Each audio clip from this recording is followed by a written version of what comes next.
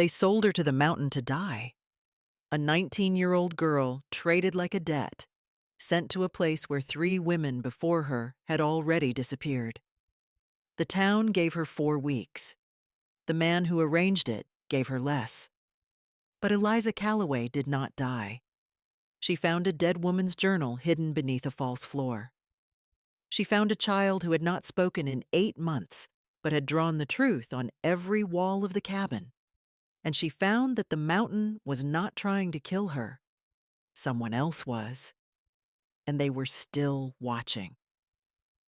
This channel is home to stories of the wild American West, where love is earned the hard way, where mothers fight like warriors, where strangers become family and broken people become whole. Stories about what human beings are capable of when everything is taken from them and they choose to stand anyway. Before you listen to one more word, remember this. The most dangerous thing you can do to a woman who has nothing left to lose is underestimate her. If this story moves you, hit that like button right now and drop a comment telling me where you are watching from. Share this with someone who needs to hear it. And subscribe, because Eliza's story is only the beginning. I arrived on Ironback Mountain on a Tuesday in October 1883 with 3 dresses, a medical kit that had belonged to my mother, and enough anger to melt every snowflake between me and the valley below. The boy driving the wagon had not spoken in 4 hours. He was 14 years old, lean and dark-haired, and he held the reins with the steady hands of someone who had learned that the mountain did not forgive carelessness. He had introduced himself as Jesse Voss when he came to collect me from my father's house in Redemption that morning. He had not said anything since. I had tried 3 times. Once about the weather, which was the kind of cold that meant business. Once about the road, which was barely a road at all. More a suggestion pressed into the rock by wagon wheels and stubbornness. And once near the 2nd hour about whether we were close, which was perhaps not my most inspired attempt at conversation. Each one landed in silence. So I stopped talking and started watching instead. The trees thickened as we climbed, pine and spruce pressing close to the trail, the sky narrowing to a strip of gray above us. The mountain smelled like cold water and something older than weather. My wrist still had faint marks from the rope my father had used to tie my carpet bag shut, because the latch was broken and he could not afford a new one. That detail told you most of what you needed to know about Thomas Calloway. He had signed a marriage contract 3 days before, sitting across a kitchen table from a man he owed money to, and he had not looked at me while he did it. He had signed my name first, in his own handwriting, and then slid the paper across for me to add mine beneath. My hand had shaken, his had not. That told you the rest. I was being delivered to a man named Cole Harlan Voss, widower, rancher, owner of a silver mine somewhere up in this mountain that apparently someone else wanted badly enough to arrange my entire life around. I did not know that last part yet. I only knew that my father owed $800 to a man named Senator Douglas Hale, that the debt had appeared with remarkable speed after a run of bad luck at cards, and that the solution offered had been specific. His daughter, married to a man on a mountain, problem solved. My father had said he was saving our family from ruin. I had said he was selling me. We had not agreed. The cabin appeared without warning, the way things on a mountain do, suddenly present where there had been only trees a moment before. It was larger than I expected and rougher, built from logs chinked with mud and determination, with shutters too heavy for a simple homestead, and a stone chimney pushing smoke into the gray sky. It looked less like a home and more like an argument someone had been having with the wilderness for 20 years and was not prepared to lose. A man was standing in the doorway, tall, broad through the shoulders, dark hair going gray at the temples, a beard that covered most of his face, and eyes that I could feel from 30 feet away, even before I could read them clearly. He was doing the same thing Jesse's hands did on the reins, which was being completely, deliberately still, in a way that took practice. He looked at me the way you look at weather coming in. Not unkind, just accurate. Then he said, "Jesse, get the horses settled." And he went back inside. I stood in the yard holding my carpet bag and thought, well, at least I know exactly where I stand. Jesse was already unhitching the team, moving with the practiced efficiency of a boy who had been running this particular operation since long before he should have had to. I picked up my bag and walked to the door and went in. The inside of the cabin was warm and loud and smelled like wood smoke and something burning on the stove that no one had noticed yet. 5 children occupied various positions around the main room, and all 5 of them stopped what they were doing and looked at me. The oldest was Jesse, who had come in behind me and was now leaning against the wall with his arms crossed, watching. Beside him stood a girl of about 11 with dark eyes, and her father's stillness, studying me the way a scientist studies a specimen that has not yet proved its purpose.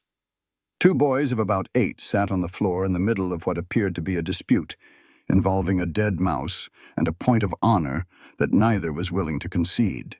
And in the corner, cross-legged on the floor with a piece of charcoal in her hand, was a girl of about 5. She was not looking at the commotion. She was looking at me, and she was drawing my face on the wall. She had captured something true about my expression that I could not have named myself. The 11-year-old spoke first. "You're the new one." "I'm Eliza Calloway," I said. "Or Voss, I suppose now." "Maybeth," she said. "Did you know our mother's name?" "No," I said. "It was Anne," she said.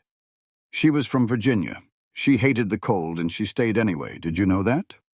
"I didn't," I said. "Just making sure you do now," she said, and went back to her book. That was not hostility. That was a child making sure her mother existed in the room. Supper that evening was salt pork and beans that I salvaged from the edge of burning while no one explained to me where anything was kept. Cole sat at the head of the table and ate without speaking. The twins, who I learned were named Theo and Finn, continued their mouse-related dispute in urgent whispers, until Maybeth silenced them with a look that suggested she had been doing this for years. Jesse ate with his eyes on the middle distance. The little girl, Rosie, sat close to my end of the table and watched me with those enormous dark eyes. After supper, Cole stood. "Jesse, check the horses before bed. Theo, Finn, settle whatever that is and be done with it. Maybeth, the younger ones." He looked at me once, the same assessing look as before. "You're in the room at the back. There's extra blankets in the trunk." He went outside. I heard the creak of the porch boards under his boots. I did the dishes because there was no one else to do them. Jesse appeared in the doorway as I finished. "How long before you run?" he asked. Flat and direct, no cruelty in it, just a boy who had learned to measure things honestly. I thought about it. "I don't know yet," I said. "Ask me again in a month." He looked at me for a moment, then nodded, as if that was a more honest answer than he had expected. He went to bed. The room at the back was small and cold and smelled like cedar and someone else's lavender soap. I sat on the edge of the bed for a long time in the dark, listening to the mountain make its noises, which were considerable. I was 19 years old, and I had been sold to a stranger with 5 children, and a grief so heavy it had settled into the walls of his house like weather. I had 3 options. I could survive it, I could escape it, or I could become something it could not break. I had never been good at running. I lay down and stared at the ceiling and made a decision I did not have a name for yet. The cabin woke before dawn.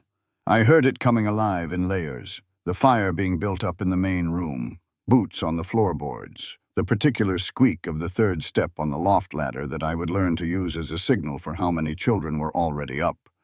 I dressed quickly in the cold and went to the kitchen before anyone could tell me I was in the way. There was flour and salt pork and 3 eggs in a pan that had not been properly cleaned in what appeared to be a geological age. I made do. The children arrived one by one. Theo and Finn appeared together, which I would come to understand was their default state, and they stood in the kitchen doorway examining me with the careful attention of boys who were deciding whether something was worth poking. Rosie came next, trailing her charcoal, and took a position near the fire without being invited. Maybeth arrived already dressed, hair braided, looking at me with those assessing eyes. She sat down across the table and said, "You cook?" "Apparently," I said. "Our last housekeeper burned everything," she said. "The one before her cried a lot." "I'll try to distinguish myself on both counts," I said. Maybeth almost smiled. Almost.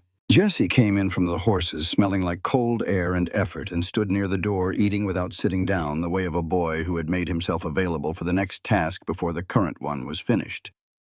Cole came last, moving through the kitchen with the economy of a large man in a small space, and sat at the head of the table and ate what I put in front of him without comment. That was apparently the highest available form of approval. After breakfast, Cole handed me a list.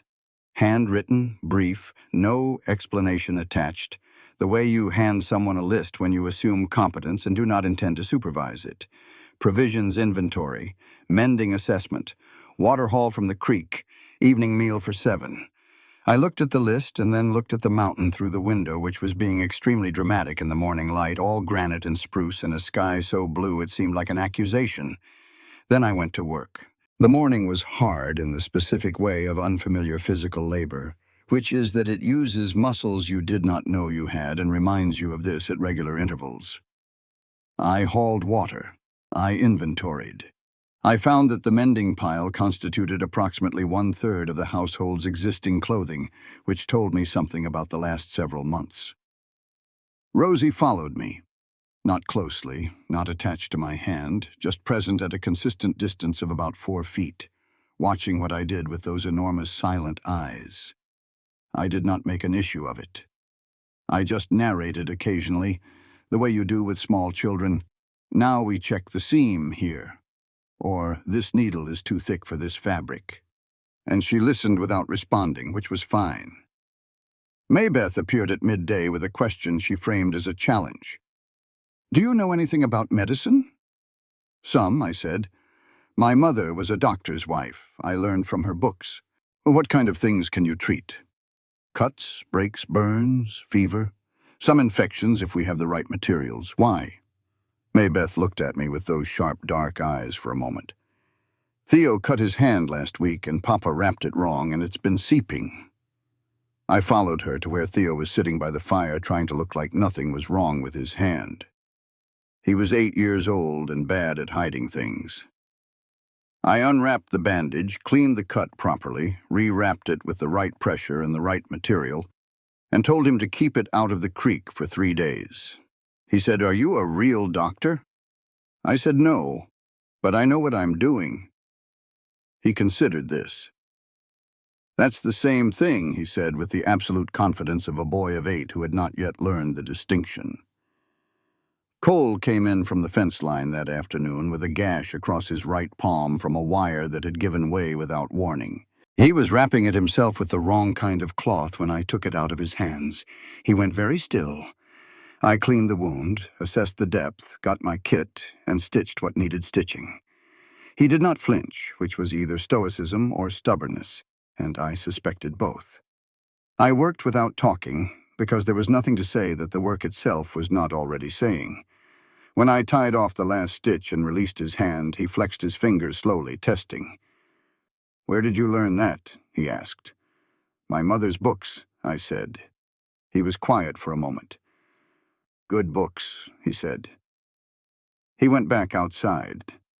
I stood in the kitchen holding bloody thread and thought, that may be the longest conversation I have had with Cole Voss since I arrived, and I have been here 2 days. I was not sure whether to be encouraged or concerned. I decided on both.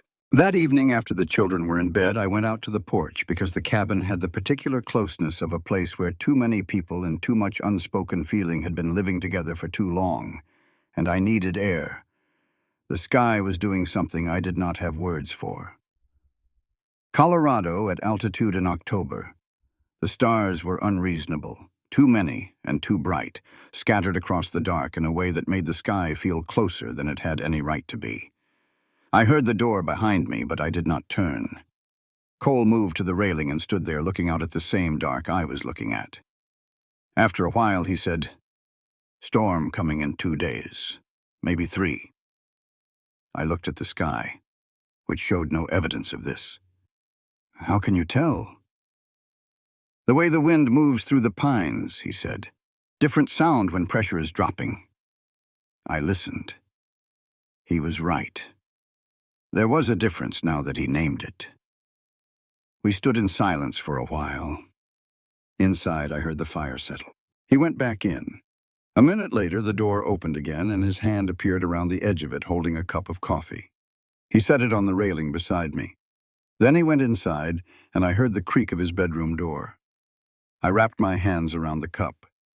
It was exactly the way I took my coffee, which I had not told him, which meant he had been paying attention. I stood on that porch in the cold, looking at those unreasonable stars, and thought, I have been here 2 days, and I am already not sure this is what I thought it was.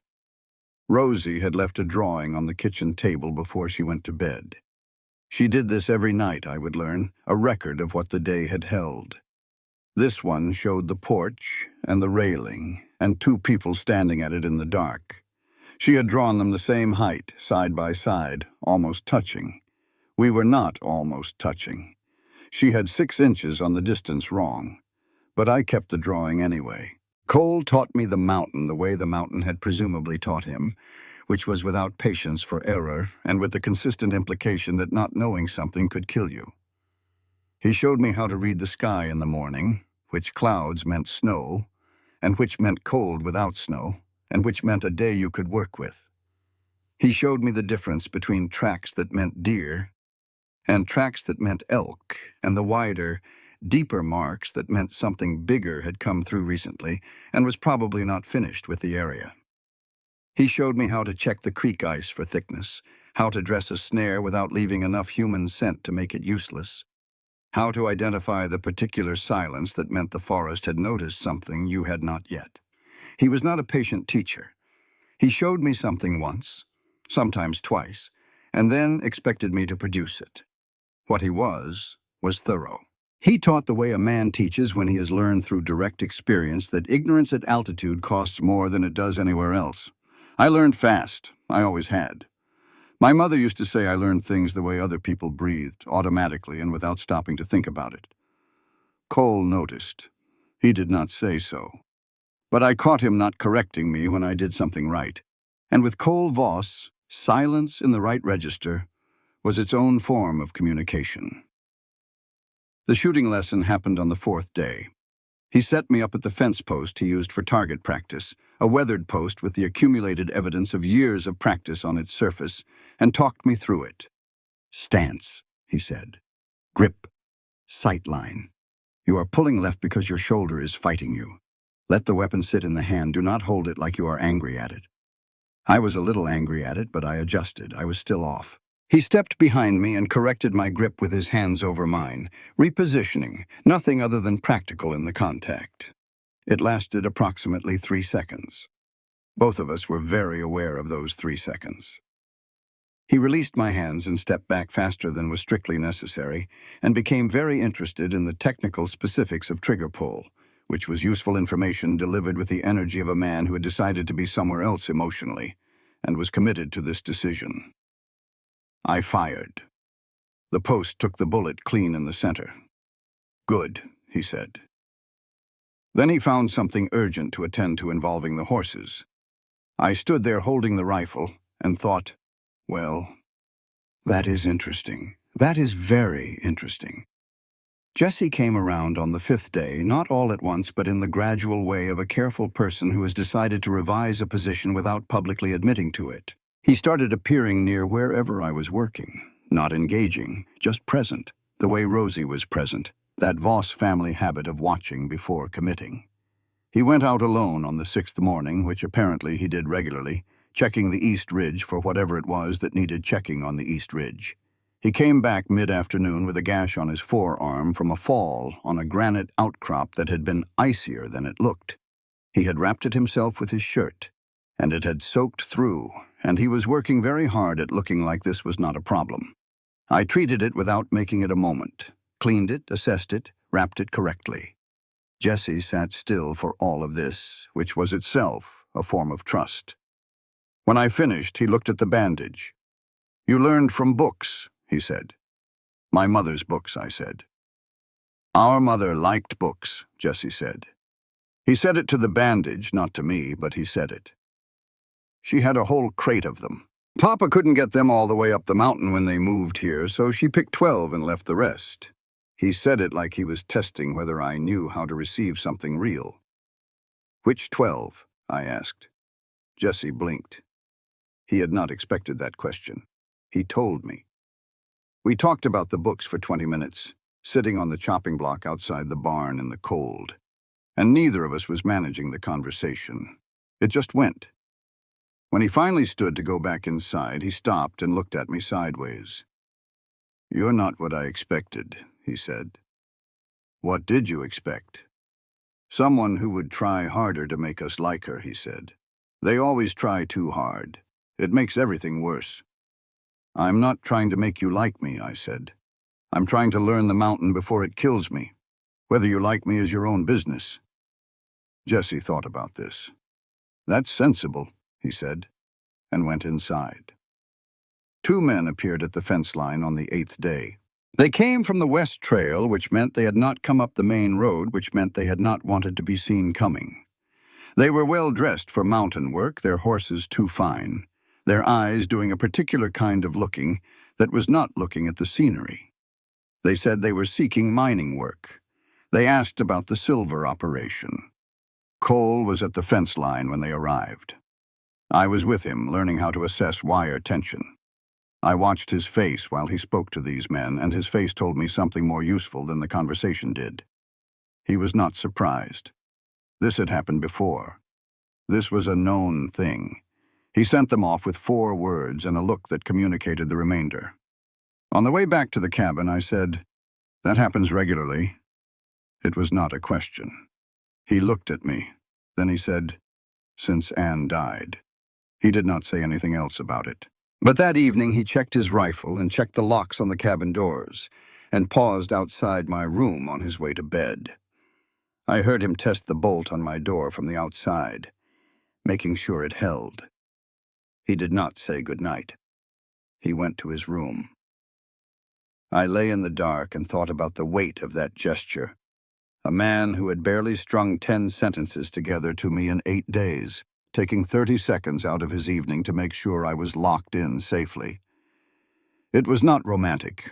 It was not warm in any conventional sense. It was just a man who had been taught by experience to account for every person under his roof, and he was accounting for me. I was under his roof. He was accounting for me. Rosie's drawing that evening showed the cabin with all its windows lit, 7 small lights in the dark.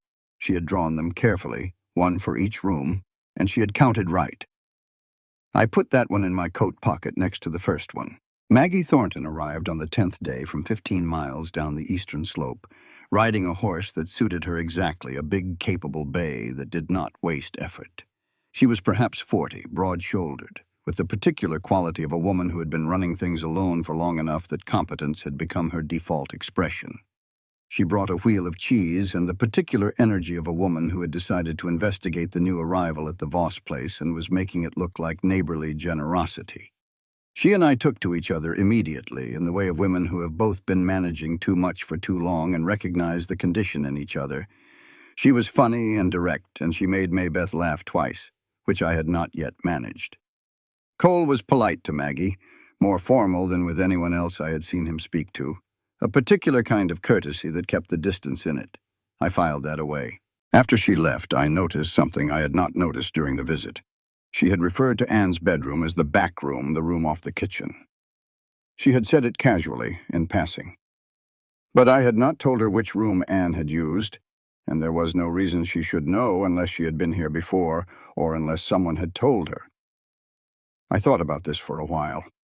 Then I thought about other things because I had enough to think about and this might mean nothing. Rosie drew the two of us that evening, me and Maggie at the kitchen table. But she had given Maggie's figure something the other figures in her drawings did not have, a shadow behind her that did not match the light. I looked at that drawing for a long time before I put it away. I found the letter on the 14th day. I was not looking for anything except a needle and thread, which Cole had told me were in the desk in the main room, third drawer on the left. They were there. Beneath them, folded and set flat, was a letter on law office stationery from Denver, addressed to a land agent in Redemption. I almost put it back. It was not my business. Then I read the first line and it became my business completely.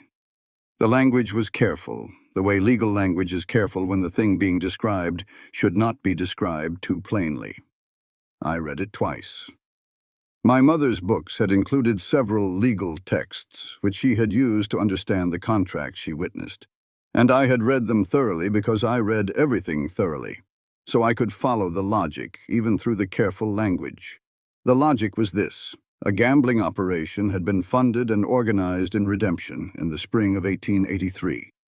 A specific individual, Thomas Calloway, had been identified as a suitable participant. Credit had been extended to this individual through a series of intermediaries, with the specific intention of being called in at a predetermined moment. The arrangement, once the debt was called, had been pre-negotiated with a Cole Harlan Voss of Ironback Mountain, who would receive a wife and household manager in exchange for clearing the debt. My father had not fallen into bad luck. He had been placed into it deliberately. My marriage had been arranged before my father ever sat down at that card table. I stood in the main room holding the letter for a long time. Then I went to find Cole. He was at the mine entrance, going through the week's records. He looked up when I came through the trees, and something in my face told him immediately that this was not a routine interruption. I put the letter on the rock beside his papers without speaking. He read it. He read it again. He set it down. "Did you know?" I asked. The pause before he answered was honest. "I knew Hale wanted the land. I didn't know he manufactured your father's debt to arrange this. But you knew something was wrong with how it was arranged." Another pause, shorter.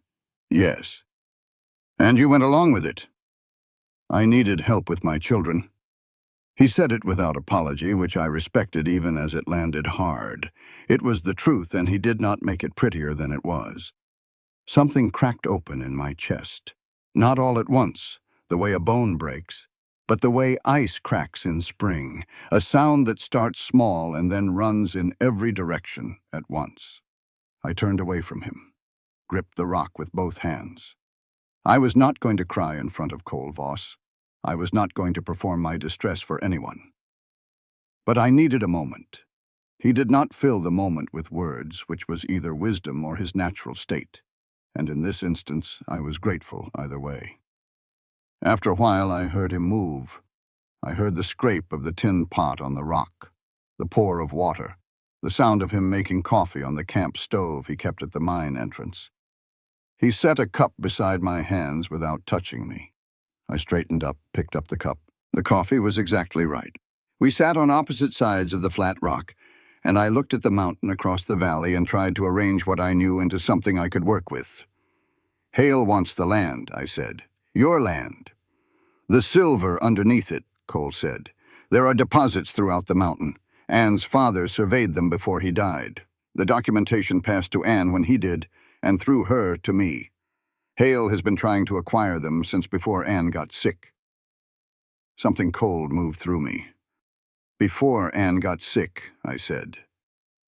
Cole looked at the valley. His jaw was tight. "Yes," he said. "Cole." I waited until he looked at me. "What did Anne die of?" A long silence. The mountain across the valley was doing something quiet with the afternoon light.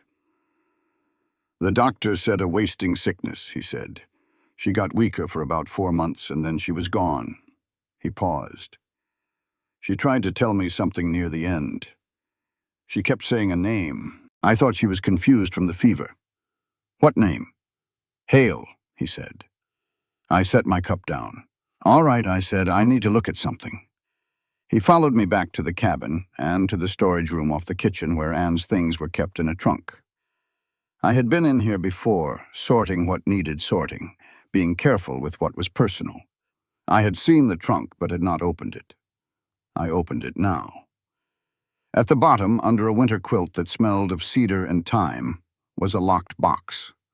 Small, cedar, the kind a woman keeps letters in. The key was on a ribbon tied to the handle. Anne had left it accessible. She had wanted it found.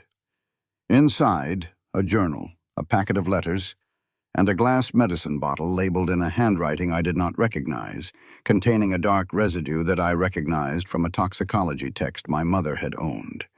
The label said one thing. The residue was another thing entirely. I opened the journal. Anne Voss wrote clearly and with precision. The early pages were the record of a life. Children's milestones, the mountain through its seasons, the particular pleasures and difficulties of the elevation. Then the change. Senator Hale's visits, increasing in frequency, always about the land and always delivered with courtesy that did not quite conceal the pressure underneath.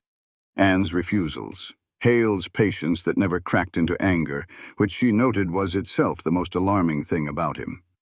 Then, further in, her voice beginning to change with the illness. He brought soup today.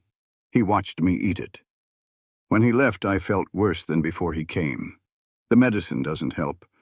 I don't understand why it doesn't help. And then, near the end, the writing failing. Rosie saw someone. My room. At night. She tried to tell her father, and she doesn't have the words. I should write it down before I can't. The ring on his hand. The design on it. Rosie knows. If anyone finds this, ask Rosie. Ask Rosie what she saw. I closed the journal. Cole was standing in the doorway of the storage room. I had not heard him follow me, but he was there, and he had been reading over my shoulder for the last several pages. I could tell by his breathing, which had changed. I took the journal, the medicine bottle, and the drawing Rosie had made, the one with the hand and the ring she had added when I showed her the other pictures, and I laid them on the floor between us. Cole looked at them for a long time. Then he sat down on the floor of the storage room with his back against the wall and his forearms on his knees, and he looked at his hands. He did not break. That is the wrong word. Something structural gave way inside him briefly. And then he gathered it back together, but his hands were shaking, and he had gone a gray color under his weathered skin. I sat down beside him. Not in front of him, beside him, and waited. After a long time, he said, "She tried to tell me." "I know. I thought she was delirious. You couldn't have known. She was dying in my house, and I couldn't figure out why." His voice was rough. "I had doctors up here, and none of them figured out why." "Because the doctor in town was involved," I said. "Or frightened into silence, or both." Cole looked at me. "You don't know that." "Not yet," I said. "But it fits." He was quiet. The mountain outside was doing something with the wind. That low sound through the pines that he had taught me meant a change coming. "What do we do?" he said. "We find the proof we need," I said, "and we use it. But Cole, he sent me here.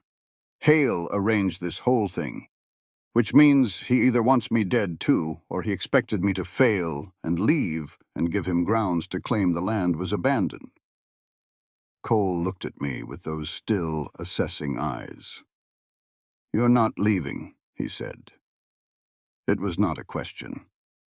"I am extremely not leaving," I said. The shadow of something crossed his face that was not quite a smile, but was in the same family. "All right," he said. "We figure it out together." Together. He said it like a man trying out a word he had not used in a long time, like he was checking whether it still fit. It did. That evening, a letter arrived by Ryder from town. Cole read it and handed it to me. Senator Douglas Hale, writing to inquire after everyone's health, to express his pleasure that the ranch had a woman's presence again, to note that his offer on the property remained open, and to sign off with a postscript that managed to be both polite and threatening in exactly equal measure. He knew we were still here. He was reminding us that he was watching.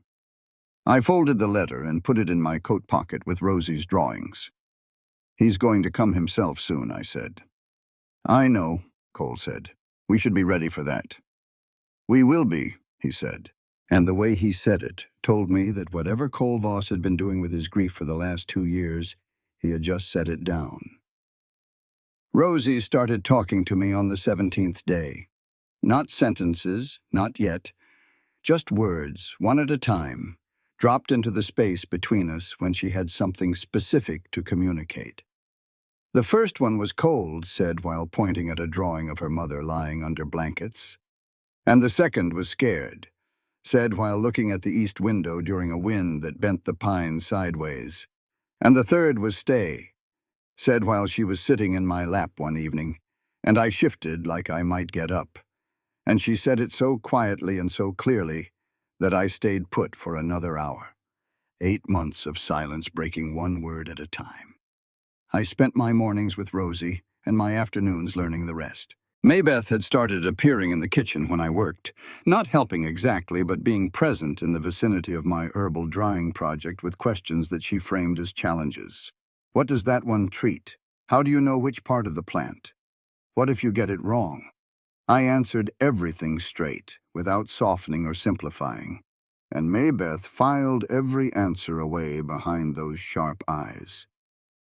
She was going to be formidable at whatever she turned her mind to. I told her so. She told me she intended to be a physician. I told her that was an excellent plan and I would teach her everything I knew, which was not inconsiderable. She looked at me for a long moment. "You mean that?" she said. "I don't say things I don't mean," I said. "It wastes time." Maybeth almost smiled again. One day she was going to actually smile, and I suspected it would be worth waiting for. Maggie came back on the 20th day. She brought a sack of dried beans, and the particular warmth of a woman who was genuinely glad to see me, and I was genuinely glad to see her, which made what happened later all the more costly. We worked together most of the morning, putting up the last of the root vegetables before the real cold came, talking the way women talk when there is physical work to anchor the conversation. She mentioned Anne once, briefly, a single sentence about how Anne had loved the fall on the mountain, even when it was brutal.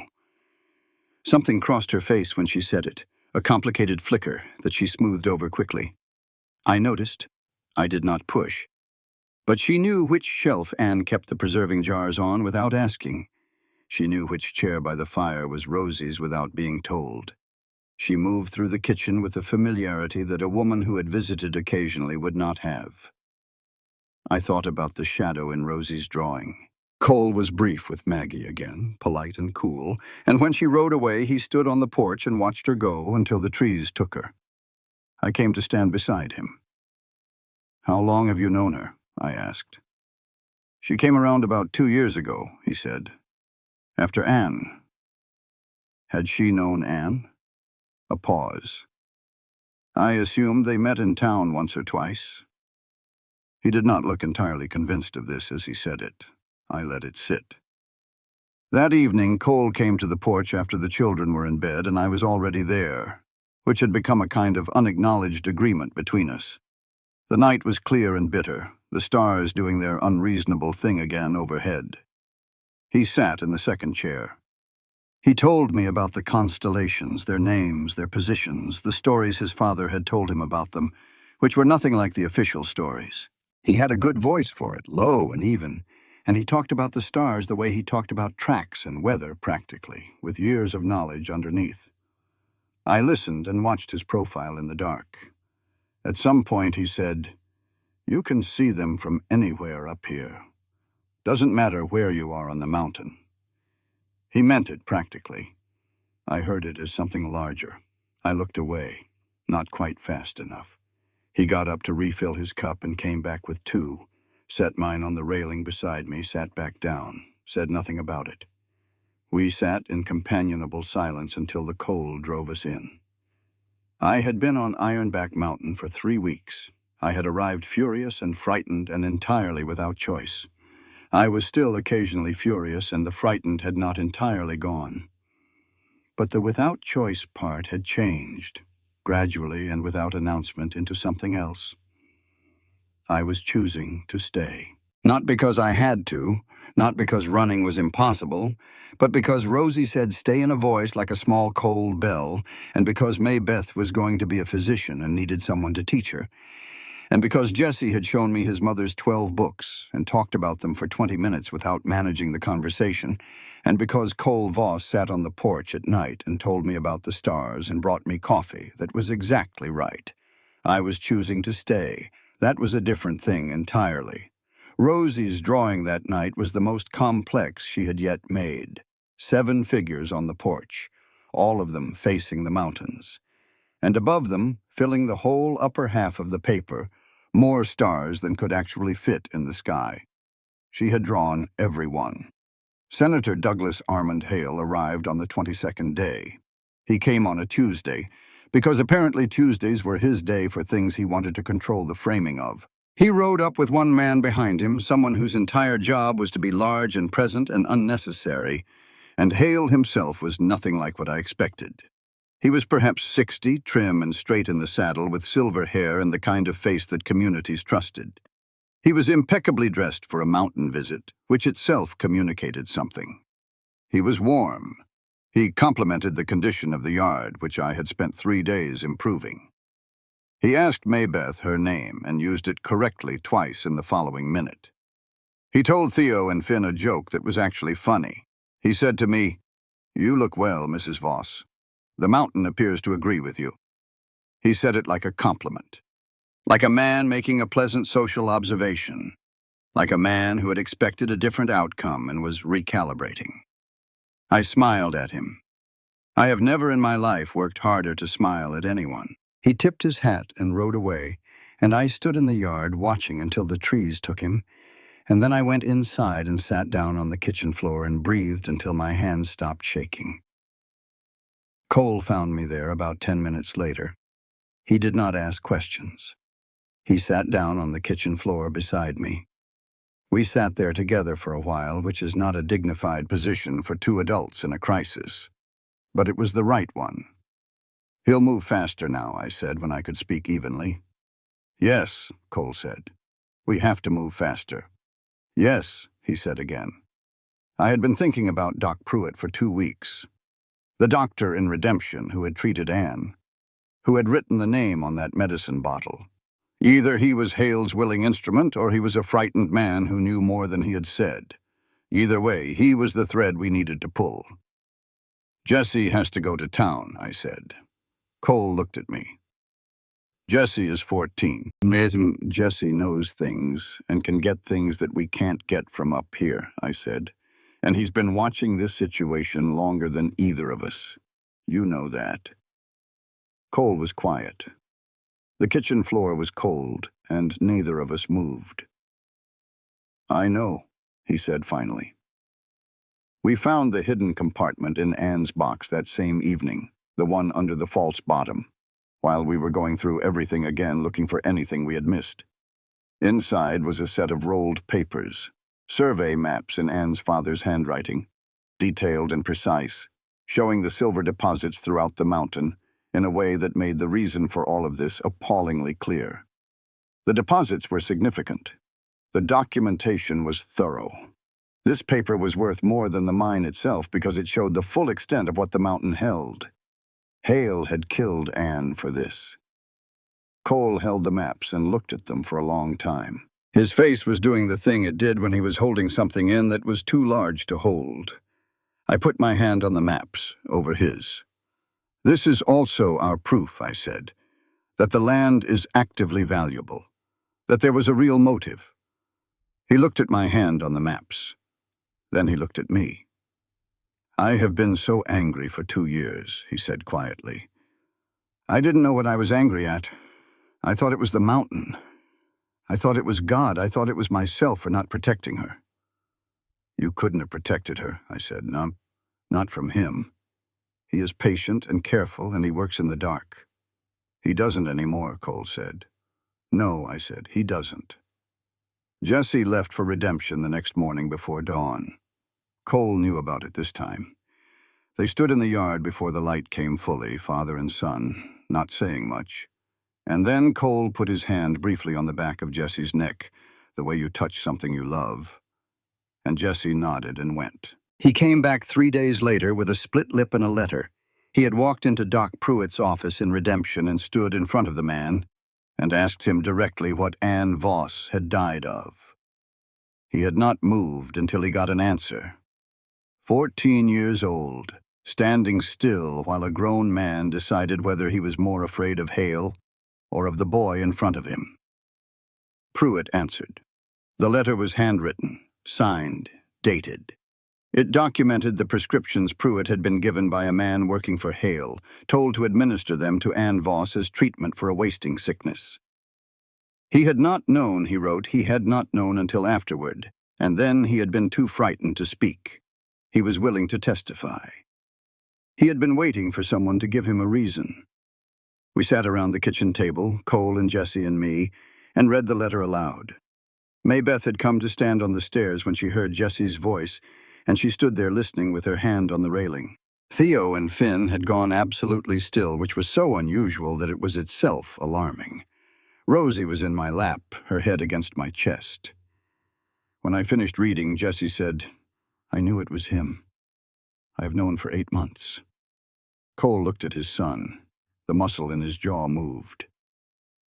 Why didn't you tell me? He asked. His voice was even, careful. Jesse looked at the table. Because I was afraid you would go down there and get yourself killed, he said. And then we would have nobody. He looked up. Again. The word again sat in the room like something that weighed a great deal. Cole got up. Jesse went still in the way of a boy braced for a reaction he cannot predict. Cole crossed the kitchen and pulled his son in, the kind of embrace that had been held back for too long and did not have room for restraint. Jesse held on with both hands. I looked at the window. Rosie tightened her arms around me. Maybeth came down the last 2 stairs and stood close. The twins pressed in from either side. I put my arms around all of them that I could reach. We stayed like that until the fire needed tending. That night, the barn was set on fire. Not the house. The barn. A choice that communicated precisely what it intended to. I can reach you. This is a warning. The next thing I reach will not be the barn. We fought it and saved it, barely. Cole and Jesse and me on the waterline until the sky was starting to lighten in the east. Maggie had stayed the night, and she worked the second line without being asked. We stood looking at the smoke rising from the damaged roof into the early morning sky. He knows we found something, I said. He knows we are not leaving, Cole said. Same thing to him. Cole looked at me across the smoke. We go down there, he said. We go to redemption. And we finish this. Yes, I said. But we do it right. We do it so it sticks. He nodded. We went back inside. There was planning to do. I confronted Maggie Thornton on the morning before we were to leave for redemption. I had been carrying what I knew for 3 days, since I heard her voice at the tree line on the afternoon after the fire, speaking to a man on horseback whose face I could not see. She has found the journal and the maps. Hale needs to know before they reach town. I had stood behind the well housing in the cold and listened and felt the particular agony of a betrayal that you have almost been expecting. I had not told Cole. I needed to speak to her myself first. I found her in the kitchen after breakfast, washing dishes, humming something I did not recognize. I waited until the children were out of the room. Then I sat down at the table. Tell me about Anne, I said. Maggie stopped humming. She did not turn around. You knew her, I said. Not from town. You knew her well. A long pause. The sound of water in the basin. She was my sister, Maggie said. The words landed quietly, without drama, which was somehow worse. She turned around and looked at me with eyes that were red around the edges in a way I had not noticed before, and I wondered how long she had been working to hide it. The story came out in pieces. Maggie had been estranged from Anne for years, an old argument, the kind that families have and do not fix until it is too late. She had come to Ironback 2 years ago when she heard Anne was dying, wanting to make it right, arriving too late to do anything but stand at the grave. She had stayed nearby, looking for a way to be useful to the children, to atone for the lost years. Hale had found her within a month.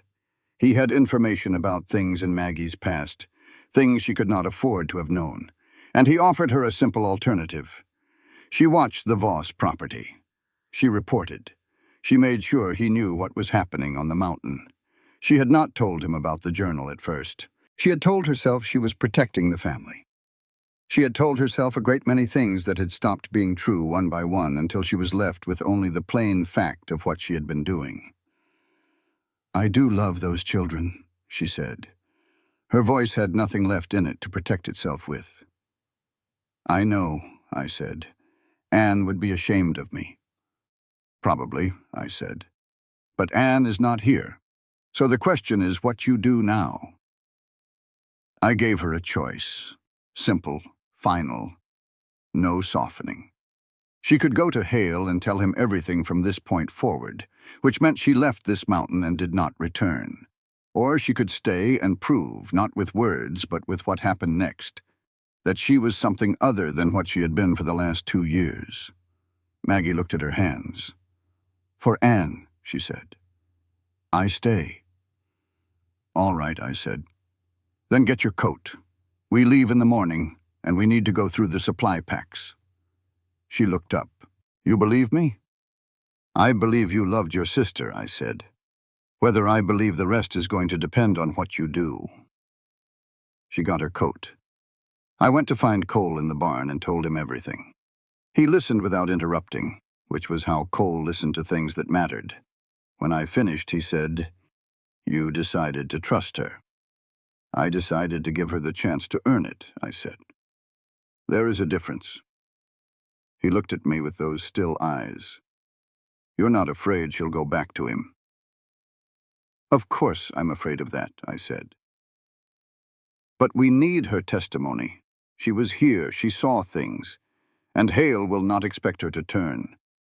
People who are afraid do not usually turn." "But she did," Cole said. "She did," I said. "People surprise you sometimes." We were both quiet for a moment. Outside, Theo and Finn were arguing about something in the yard.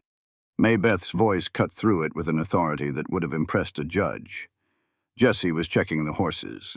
"I need to tell you something," Cole said. He had been looking for the right moment for several days. I could tell by the particular quality of his silences. "I know that this," he paused, chose his words carefully.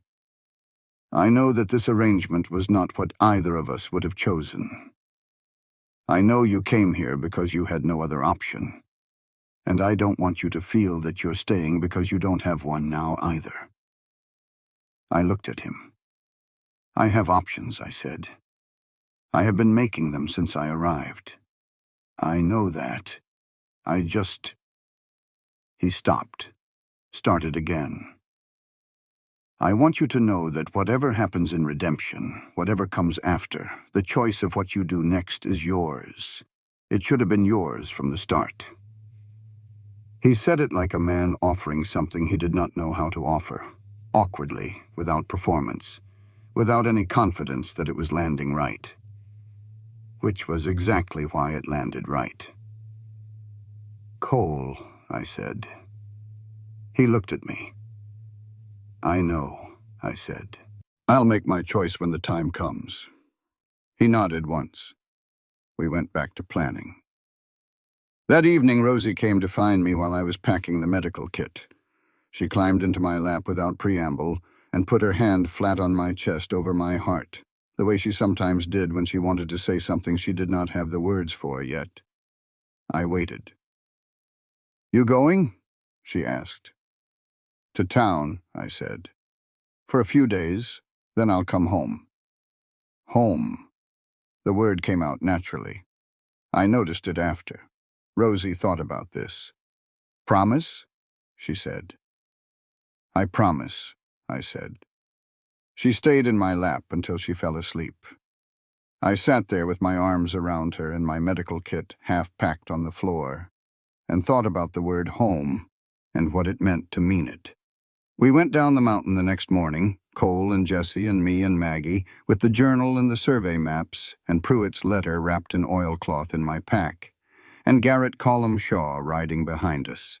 Garrett had materialized from the high country 2 days before the way certain old men materialize, appearing at the edge of the property in the early morning with a rifle across his saddle, and the particular expression of a man who has been watching a situation develop and has decided it is time to participate. He was perhaps 65, weathered to the texture of old wood, with gray hair and eyes that had seen enough that they did not need to perform anything anymore. He had been a United States Marshal for 20 years. Hale had driven him off his land in the early 70s, with the same tools he was using on Cole now, legal maneuvers and fabricated claims, and the kind of patience that wore people down until they made choices they regretted. Garrett had been waiting for an opportunity to return the investment. He did not dispense wisdom. He dispensed tactical information, and when the situation called for it, accurate rifle fire. Jessie rode beside him for most of the journey down the mountain, asking questions about tracking and positioning and the particular mathematics of cover and line of sight. Garrett answered everything directly without patronizing the boy, which Jessie responded to the way he responded to everything he respected, with careful attention and very few words. Cole rode on my left. We did not talk much. There was a quality to his presence on the left side of me that I had become accustomed to without noticing when it happened.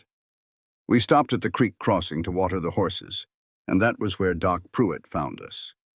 He had been coming up the mountain to meet us, having sent a rider ahead the previous day to tell us he was coming. He was older looking than I had imagined him, a slight man in a good coat, with the face of someone who had been not sleeping properly for 2 years. He had supplies, additional affidavits from 2 families in redemption who had lost land to Hale through similar mechanisms, and a letter. He held the letter out to me. Thomas Calloway asked me to bring this, he said. He said to give it to you when you were ready. I think you are ready. I took it. I put it in my coat pocket. We watered the horses. We remounted. We rode. I opened the letter at the creek crossing on the lower slope, when the valley was visible below us, and Redemption was a scatter of buildings at its edge.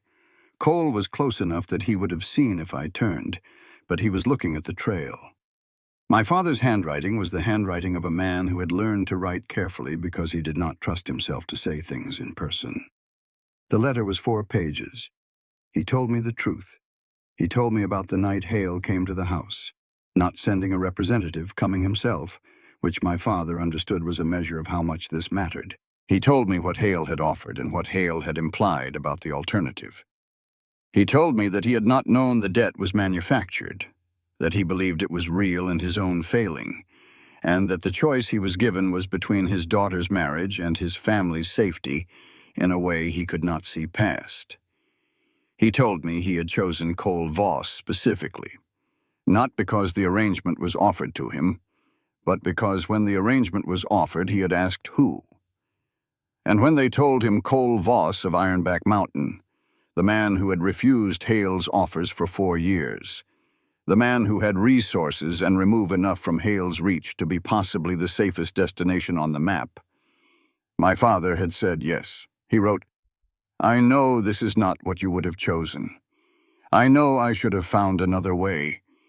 I know I took your life out of your hands because I was afraid, and I could not see past my fear to what a man with more courage would have done. I am not asking you to forgive me. I am only asking you to know that I was trying to put you somewhere safe. You were always the one with the most fight in you. I was trying to give that fight a place to stand. I sat on my horse at the creek crossing and read the letter twice. Then I sat there for a long time looking at the valley. Cole came back. Of course he came back. He had ridden on 50 yards when he stopped and turned his horse and came back without explanation. I handed him the letter. He read it. He folded it and gave it back. "Your father is a complicated man," he said. "Yes," I said. "He made a bad choice." "Yes. For a reason that was not entirely wrong." "I know," I said. "I keep trying to decide how much that matters, whether the reason changes the thing."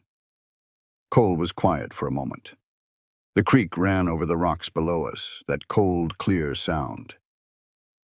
"I spent 2 years being angry at the wrong things," he said. "I wasted that. I don't know if you want that advice from me." "I'll take it," I said. We sat by the creek until I was ready. Then we rode to Redemption. Jesse rode up beside me on the last stretch of road, the flat mile into town that felt longer than the whole mountain behind us. "You all right?" he asked. "Getting there," I said. He nodded. Rode beside me for a moment. "Whatever happens in there," he said, "we go home after, right?" "Right," I said. "We go home after." He rode ahead to join Garrett at the front of the group. I straightened in the saddle and rode into Redemption, Colorado, and thought about the word home and what it meant to be certain of it. Marshall Catherine Webb was already in Redemption. She was a woman in her 50s with close-cropped gray hair and the expression of someone who had been doing this work long enough to have stopped being surprised by human nature while maintaining a consistent low-level irritation with it. She had been investigating Hale's land operations for 3 months, following the thread of a complaint filed by a family in the next territory whose story rhymed too closely with too many others. Pruitt's letter had given her the final piece she needed. She had arrived the day before us and had spent those 24 hours very quietly and very effectively, which was apparently her method. She met us at the edge of town, looked us over once, efficiently. "I assume you have the documentation," she said. "We have the journal, the survey maps, Pruitt's letter, and 2 additional witness affidavits," I said. "And the physician," she said, looking at Pruitt. "Ready to testify," Pruitt said. His voice only shook slightly. "And you?" she said to Maggie. Maggie lifted her chin. "Ready," she said. Webb looked at Cole. "You understand that I need this to be done legally. No personal resolution in that room." "Understood," Cole said. "The same applies regardless of what you hear or what is said to you," Webb said. Her eyes moved to Jesse briefly. "All of you?" Jesse met her eyes steadily. "Yes, ma'am," he said. Hale was in the town hall conducting a land committee meeting with the comfortable air of a man who believed his afternoon was fully under control. The room held perhaps 30 people, merchants and landowners and officials, which was exactly the audience Webb had wanted. She walked in first. We followed. Hale saw Cole before he saw anyone else. Something shifted in his face, very small, very fast, the first non-performed expression I had seen from him. Then it was gone, and he was warm and composed and rising from his chair. "Cole," he said, "and Mrs. Voss. What a pleasant surprise." "Sit down, Senator," Webb said. He looked at her. "Marshal Webb, I wasn't aware you were in town." "That was the idea," she said. She presented the evidence the way a person lays cards on a table, efficiently, without performance. Pruitt gave his statement aloud, his voice steadying as he went, the relief of a man who has been carrying something for too long and is finally putting it down. Maggie gave hers, short and specific. Ann Voss's estranged sister, who had been on this mountain for 2 years and had seen things she could no longer justify not saying. Jesse presented his documentation, 14 months of a boy's quiet fury converted into something a court could use. Hale responded the way he always responded, with courtesy and precision and the smooth maneuvering of a man who had done this before. Legal objections, questions of jurisdiction, character observations about the credibility of a dead woman's journal. He was very good. He ran out of moves before he ran out of evidence against him. I watched his face as it happened, the gradual process of a man who has never lost understanding what losing looks like. The composure did not break. It drained. He looked at me across the room. "You were supposed to be gone by January," he said. His voice was still measured. The mountain takes the ones who do not belong. I belong there, I said. I decided to. Something moved through his face that I think was genuine, the honest confusion of a man who had arranged a situation carefully and could not understand how it had arrived here. Deputy Kane moved his hand toward his belt. Jesse stepped directly into his path and stood there, 14 years old, looking up at a grown man with the absolute steadiness of someone who has been preparing for exactly this moment and has found that it is smaller than the anticipation of it. Kane stopped. Webb's deputies moved in from both sides. It was over quickly after that, the way things that have been building for a long time often end, not with the drama of the build-up, but with a quiet, practical finality. Hale was taken. Kane surrendered. The committee members sat very still and waited to understand what they were accountable for. Outside on the steps of the town hall, Cole stood beside me in the cold November air. Redemption's main street was quiet. The mountains were visible above the roof lines, blue-white and permanent. He took my hand. I took his. We did not say anything. We did not need to. My father was waiting at the edge of the crowd that had gathered outside. He was smaller than I remembered, or perhaps I was different. He stood with his hat in his hands and looked at me with the face of a man who had been waiting to know something and was still waiting. I walked to him. We stood on the boardwalk and looked at each other. He was older. The last months had been hard ones to carry, I could see that. "Eliza May," he said. "Mom, Papa." A long moment. "I read your letter," I said. He closed his eyes briefly. "I should have found another way." "You should have," I said. "But I understand why you didn't." He looked at me then, carefully, like a man checking something fragile to see if it has survived. "I'm not ready to forgive you yet," I said. "But I understand you. That's the start of something." He nodded. His hands were shaking on the brim of his hat. "The children," he said quietly. "Are they well?" "They're extraordinary," I said. "You would like them." He nodded again. It was not forgiveness, and it was not resolution, and it was not easy. It was a door left open. For now, that was what I had. I went back to Cole. "Ready?" he said. "Let's go home," I said. We rode back up the mountain through the late afternoon, and the mountain received us the way it always did, without ceremony and without apology, just the trail rising through the pines and the cold air and the smell of spruce, and something older than weather. I sat beside Cole on the wagon seat, not behind him, beside him. Jesse rode ahead with Garrett, the two of them talking in the easy shorthand of people who have discovered a shared language. May Beth sat behind us in the wagon with Maggie, deep in a conversation about plant medicine that I had apparently started something I would need to continue for years. Theo and Finn were in the back debating the precise legal definition of bravery and whether it applied to what Jesse had done with Deputy Kane. The cabin appeared through the trees as it always did, sudden and solid, built into the mountain rather than placed upon it. Rosie came out of the door before the wagon had fully stopped. She stood in the yard in her coat, holding her drawing paper, and she looked at Cole and then at me and then back at Cole with the serious face of a 5-year-old delivering an important verdict. "Mama's home," she said, clear as water. The first full sentence in 11 months. Cole looked at me, I looked at Rosie. Nobody moved for a moment because nobody could. Then Maybeth's voice from the wagon. "Rosie, what are you doing outside without your hat?" "Papa and Mama are home," Rosie said, completely reasonable. "Well, tell them supper won't make itself."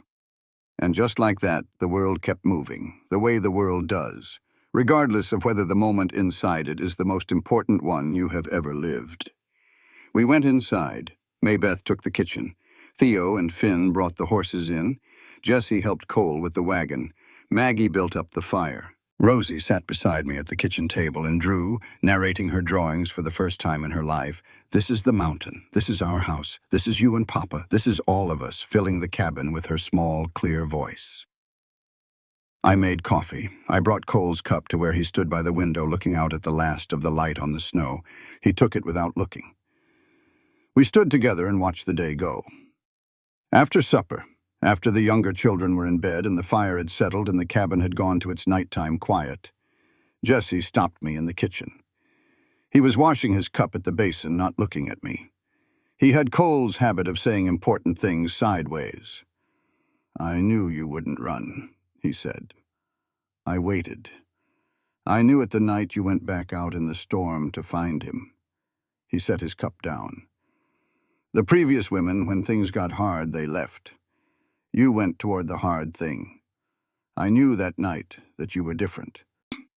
"You could have just told me," I said. "I wasn't sure yet," he said. "About you. I had to be sure." He finally looked at me. Something in his face was younger than I was used to seeing. "I'm sure now." He went to bed. I stood in the kitchen for a long time after that, just being there. Feeling the weight of the cabin around me, the log walls and the stone fireplace and the heavy shutters and the loft above where the children slept. This place that had been built to withstand something, built by a man who knew the mountain would try, and who had decided to be ready anyway.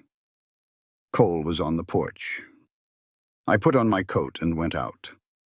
He was in his chair looking at the mountains, the sky above them thick with stars doing their unreasonable thing. I took my chair. He handed me a cup of coffee without looking, the way you hand something to a person who's a permanent part of the landscape of your daily life. We sat in the cold and the quiet and the vast dark. "I have been thinking," I said. "Should I be worried? Probably not." I looked at the stars. I was thinking about the morning I left Redemption. I was so angry I could barely see the road. I thought it was the end of everything I had planned for myself. Cole was quiet. "It turned out to be the beginning," he said. "Yes," I said, "of something I did not know I wanted until I had it."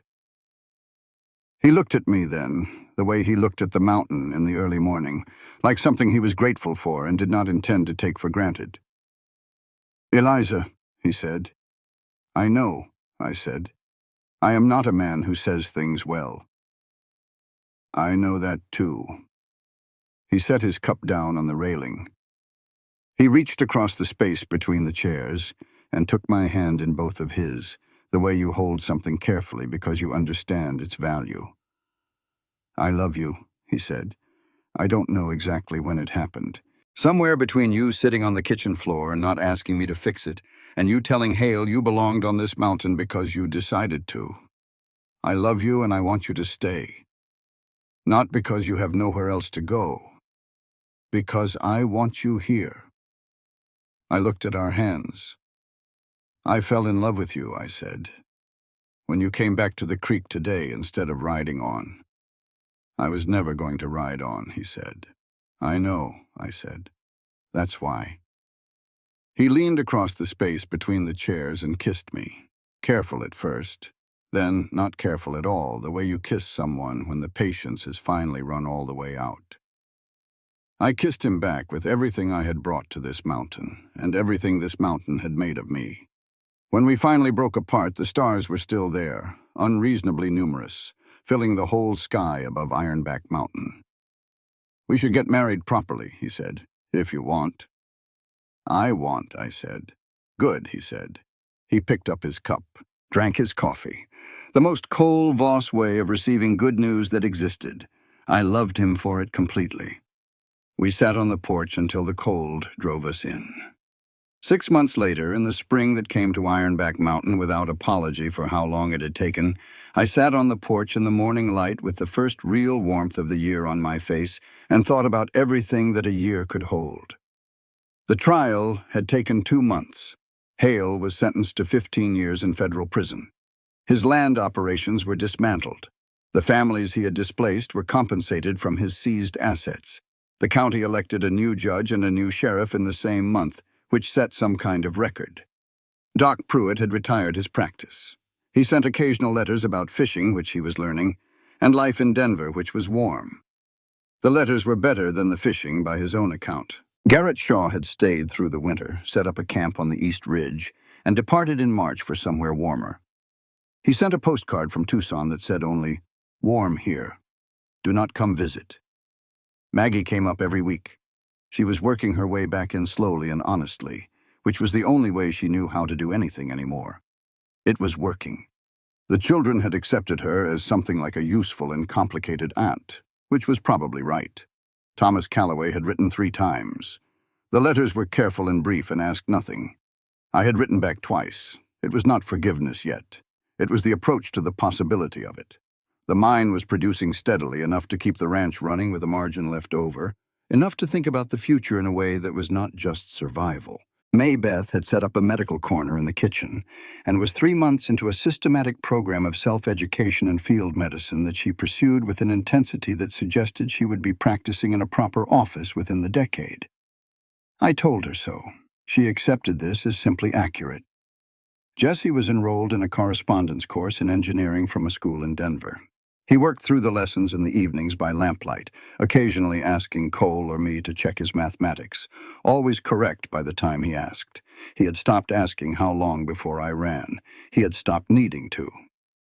Theo and Finn had discovered geology, specifically the geology of what you could find in a creek bed, and were building a collection of specimens that they catalogued with a seriousness that would have impressed a university professor if it had not also involved throwing the less interesting rocks at each other. And Rosie. Rosie talked now the way a river runs, continuously with clear purpose and occasional detours. She narrated her drawings as she made them. She asked questions that required real thought to answer. She sang, not well, loudly, which was better. She had begun a project of documenting the family in a series of drawings she kept in a box under her bed, dated and ordered, a visual record of the life of the Voss family beginning with the morning I arrived. The first drawing in the collection was the one she had made that first day, my face on the wall in the corner of the main room, the face of a woman who had just arrived and did not know yet what she was arriving into. She had caught something true in it. I still could not name what it was.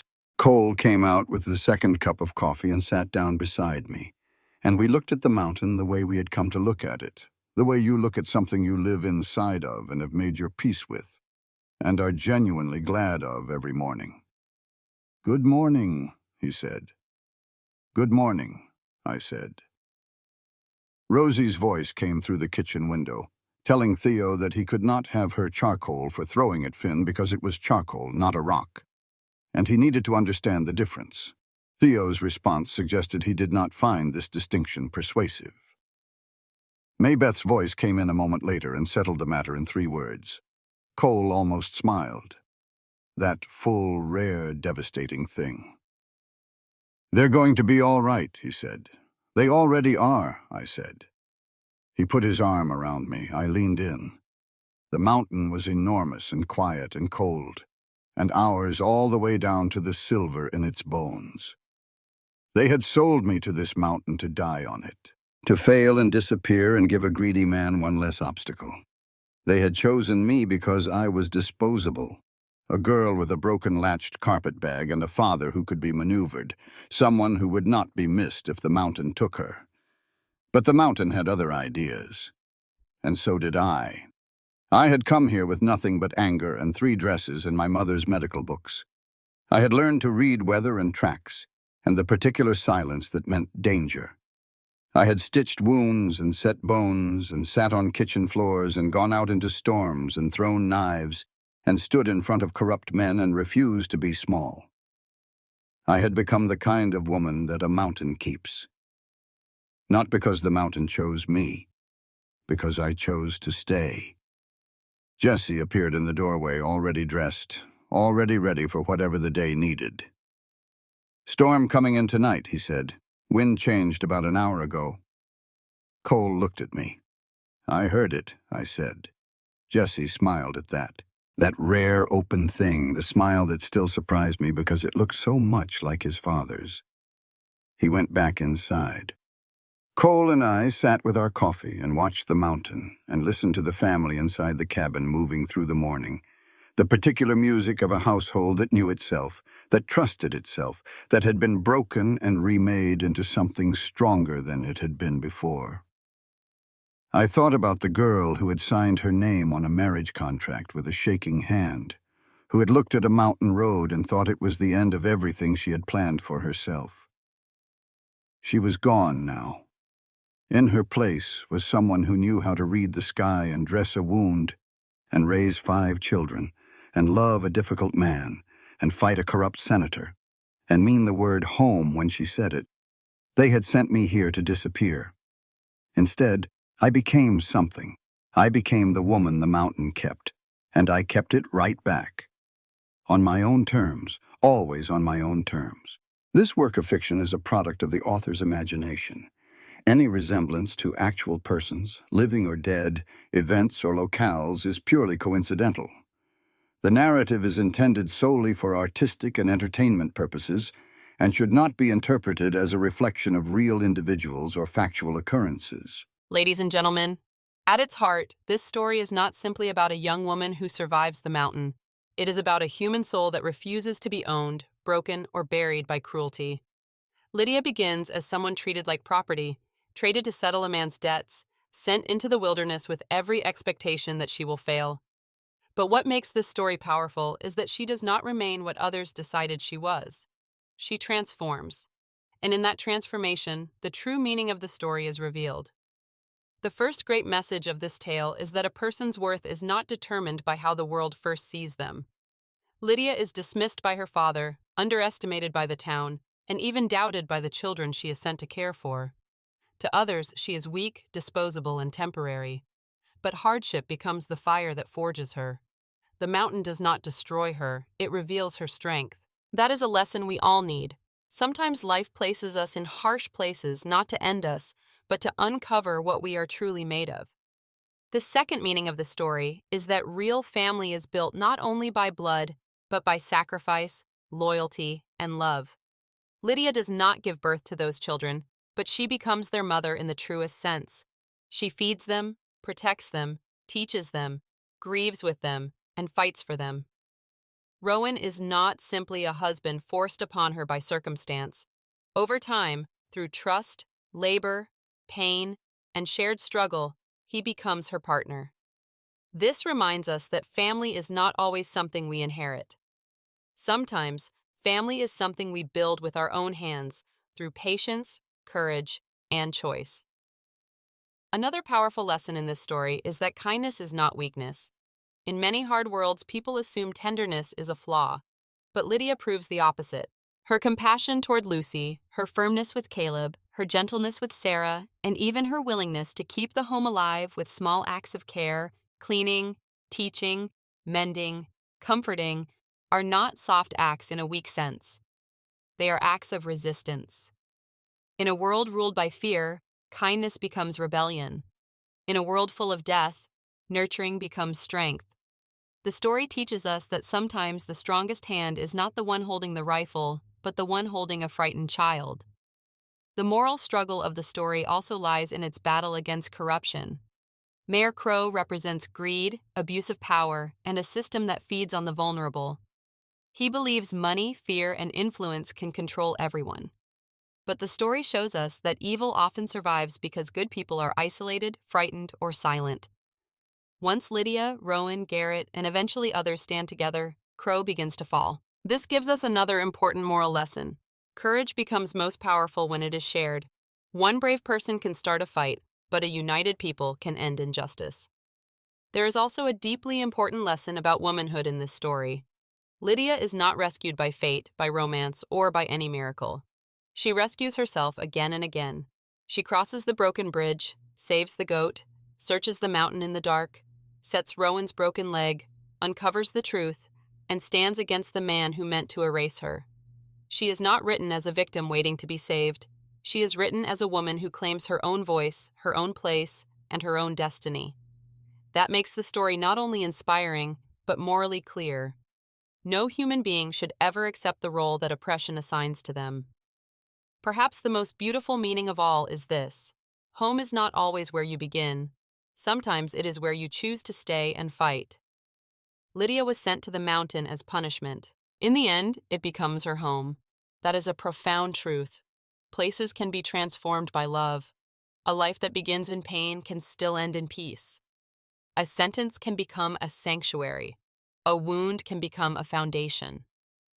So the moral lesson of this story is simple but powerful. Do not let hardship define you. Let it refine you. Do not measure people by their circumstances. Measure them by their courage. Do not believe that love is only blood or that strength is only violence. And above all, when evil expects you to break, survive long enough to prove it wrong. Lydia's story reminds us that the strongest people are often the ones the world counted out first. And sometimes, the greatest victory is not merely staying alive. It is building a life so full of dignity, love, and purpose that those who meant to destroy you are forgotten while you endure.